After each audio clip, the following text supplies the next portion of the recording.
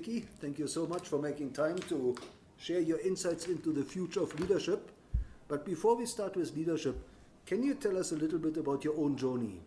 Where did you grow up? Sure. So I was born in Limpopo. I didn't stay there for too long.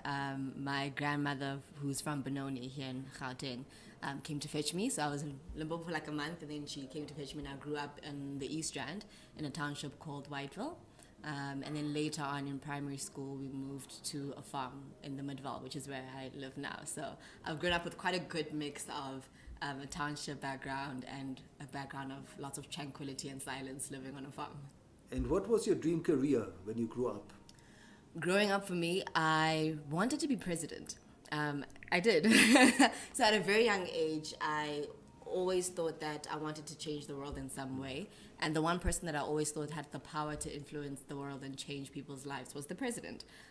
So I was going to study law because Nelson Mandela studied law, and I was going to go to Harvard Law School and come back and be president. And then later on in high school, I did debate, and then I realized that people are sort of stuck in their ways, and I don't really like arguing that much. And then I just realized that what I really just wanted to do was to change the world, and there's many ways of doing that. I started learning that I don't necessarily know if presidents always have the autonomy to change the world or their country the way that they want to. So business was a second option, to become a person who is involved in the media in a space where I can influence young minds, but then is also involved in business where I can actually create the solutions to society that I'd love to see. And today you are a social entrepreneur? Yes. Right? And your audience is women and youth? Youth, yes. So I believe in women. I think at the present moment where our country and most of the world is, there's still a huge imbalance and inequality between women and men. So I believe that women at all levels need to be empowered and given the opportunity to pursue their dreams. And then for our youth, men and women, I believe that we need to raise up powerful young women, but we also need to raise up equal men that don't feel intimidated by them and also understand how to live in a world where they're co-creating with women and they're co-leading with women, and we're all supporting one another. And can you tell us what are the social entrepreneurship programs that you are offering, that you are doing at the moment? Yeah, so I've always wanted to be in business, and I've always believed in entrepreneurship being the key to change the world, because we think about business, and business fundamentally only exists if you're solving a need or if you're meeting a want or if you're adding value to people. And all of those things can be a solution to our problems in South Africa and the continent as well. So I started the journey a few years ago with the University of Johannesburg. I took some time off corporate work to learn what social entrepreneurship was all about and really understand how it works. So I worked with their Center for Social Entrepreneurship as their ambassador, and we also worked on a project with Glasgow Caledonian University called the Common Good First Project, where we tried to look at organizations in South Africa focusing on education and seeing if we could pair them up with those in Glasgow and compare similarities and differences and see how they could learn from each other. I then moved on to work with an organization called Clothes to Good, where we recycle clothes to raise funds for social outreach. And through recycling clothes from well-off communities that really don't need their fancy clothes anymore, we buy that from them, and then we bale the usable clothing and sell it to micro businesses, which is often women from different townships and rural communities, who are then able to go on and support their families and send their children to school. And then the clothes that aren't usable, we've been able to recycle those and turn them into pencil cases, pillowcase covers, and also then look at technology on how to shred the clothing and turn it back into mulch and insulation and things like that. So really exploring through something as simple as clothes, how many solutions you can come up with through that. And at the moment, I'm doing lots of work around online education, so figuring out how we make thought leadership, knowledge, information that's useful, helpful, and beneficial to our youth more accessible and more entertaining. And Ntsiki, can you tell us who inspired you, who or what inspired you as you grew up? Growing up, my biggest inspiration, I would honestly say, was my parents.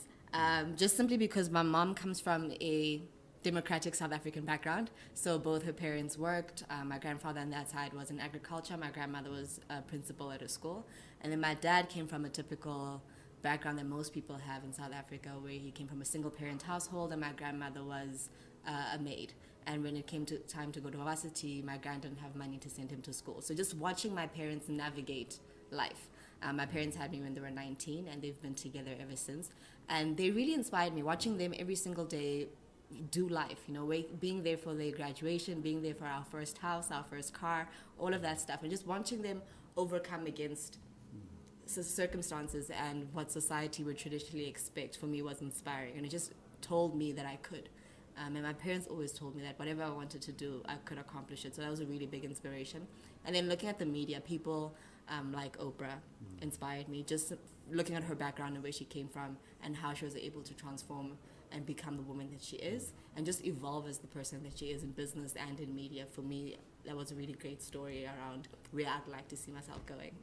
And tell us, looking back at your career, would you say there was a turning point? I don't know if I'd necessarily say that there was a turning point.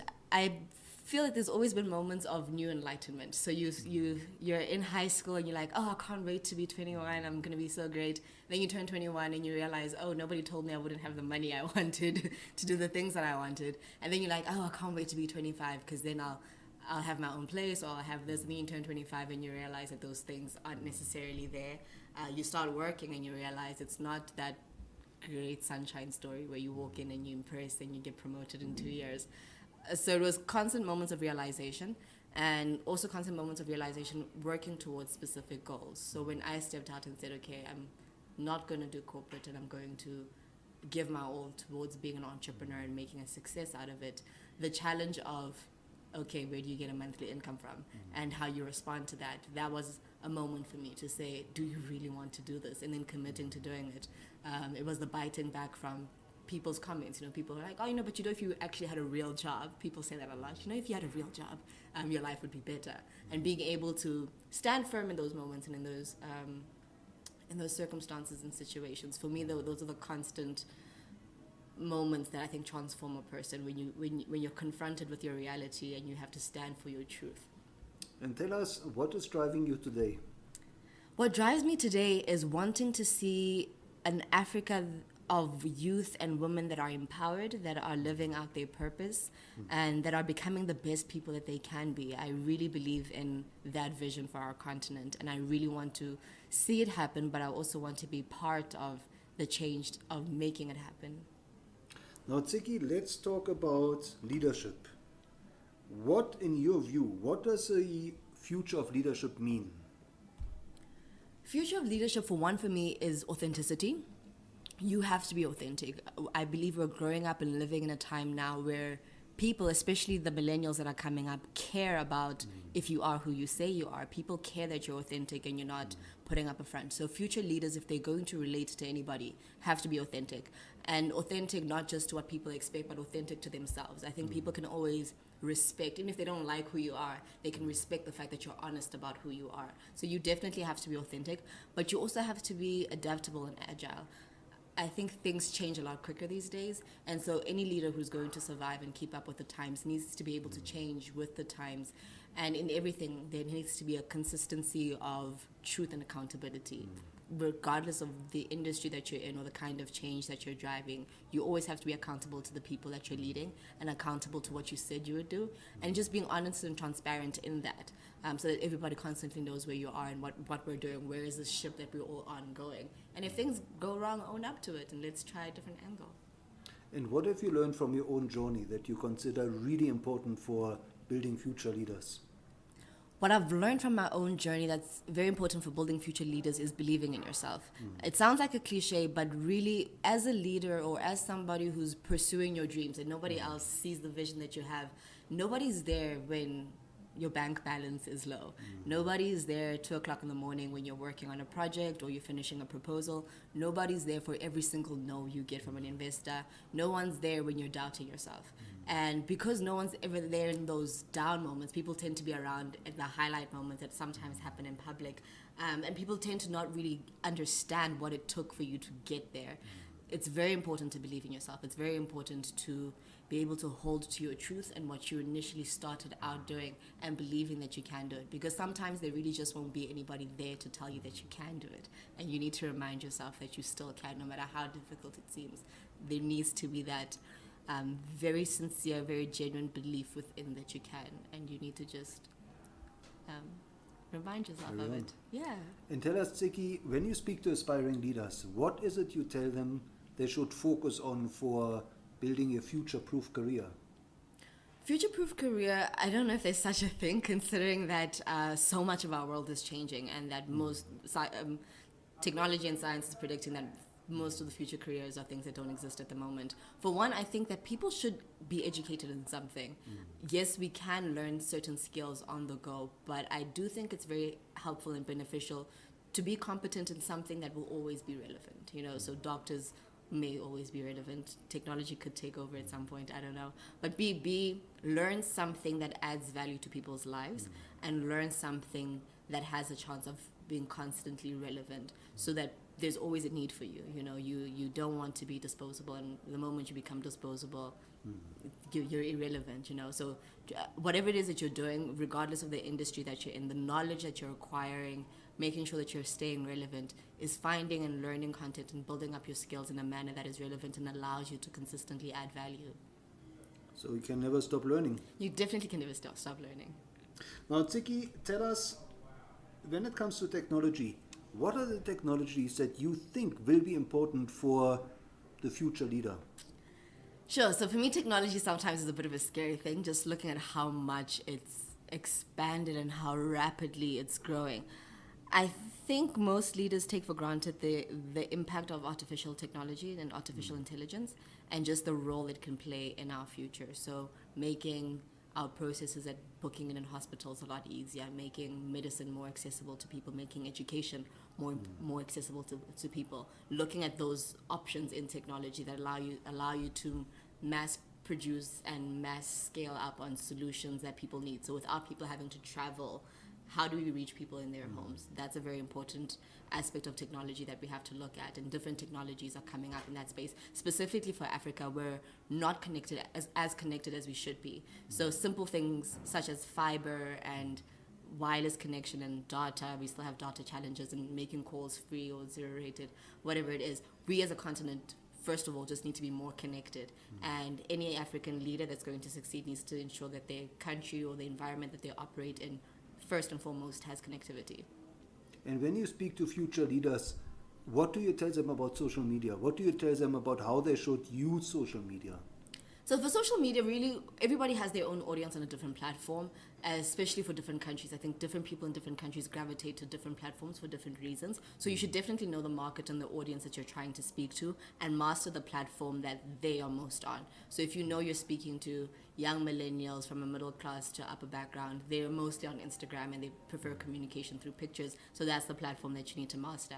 If you're in South Africa and you're trying to reach the masses who don't have lots of connection and data and so forth, you'll find those masses on Facebook. So you need to be able to master that platform. So have a good understanding of all the platforms, but master the one that your audience is on. And specifically for South Africa and perhaps the rest of Africa, I could say, master Facebook. The rest of us may have moved on and are having fun with other platforms, but majority of South Africans are still on Facebook, whether it's the older generation that's just not interested in moving on to the other platforms, or a lot of the young people who don't have data access to the other platforms.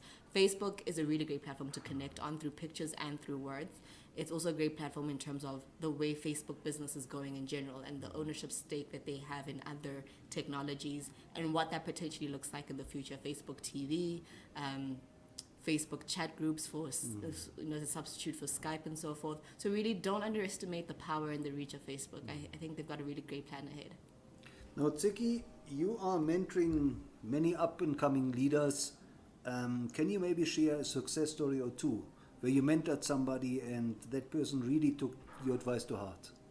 Sure, that's a difficult one. I have mentorship journeys with young girls that span on for about 5 years now, and some that are as recent as the beginning of this year. And for me, it's looking at the group of girls. So I'm part of an organization called SONG, which stands for Supporting Our Next Generation.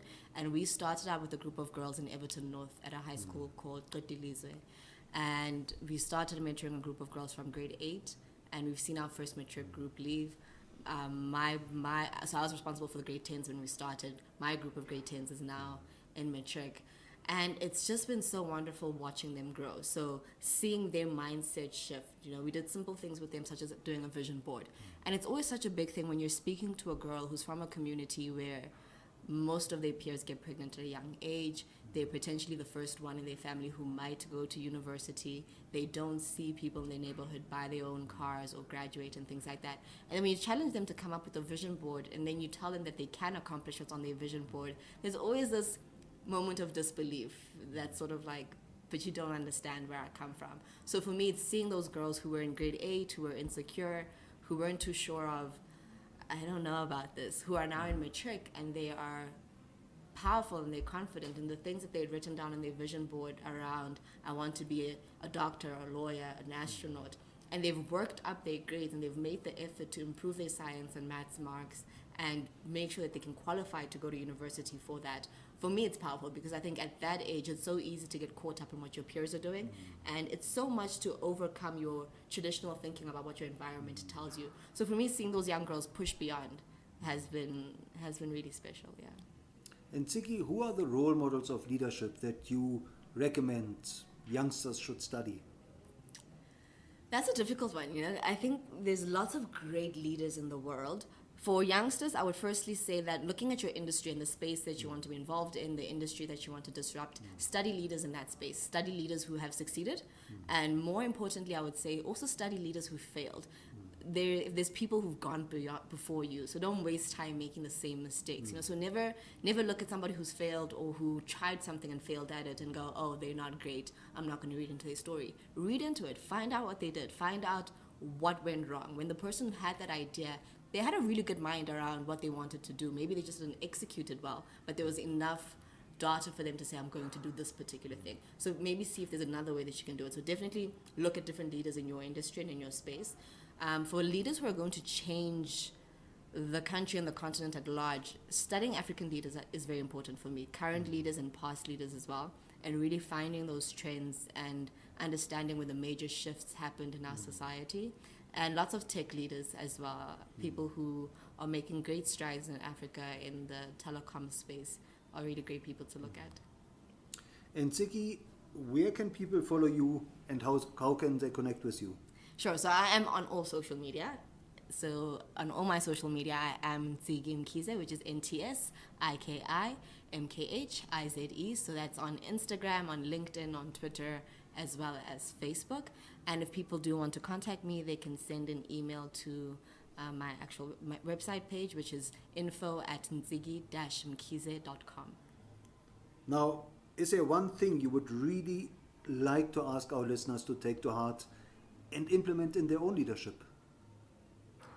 Yes, implementing in your own leadership, I would say remembering to be authentic and be true to yourself. You know, people can only follow the authentic version of yourself, and you can only stay true to the authentic version of yourself because anything else is way too taxing. If you're trying to put on a show, you're dealing with that and dealing with what you're trying to change all at the same time. So be true, be genuine, be authentic, and go after the dreams that your heart wants to follow. You know, those desires are there for a reason. The needs that you've seen, the things that you want to change, they're there for a reason. And there's a reason why you in particular have a passion or a desire to change that. I don't think everybody wants to solve the same solutions. So don't sit back and think, oh, you know, somebody else is going to do it, or think that it's silly. Just go out there and make the change, and most importantly, be the change. Oh, Ntsiki, thank you so much. Thank you. You're a great inspiration. And you have a great spirit. Thank you so much. I appreciate it. You're really a blessing to the world. I want to thank you for helping us to build the future, for helping us to move into the future. No, this is a great initiative. I'm really happy to be a part of it. I'm so honored. Thank you so much. Thank you.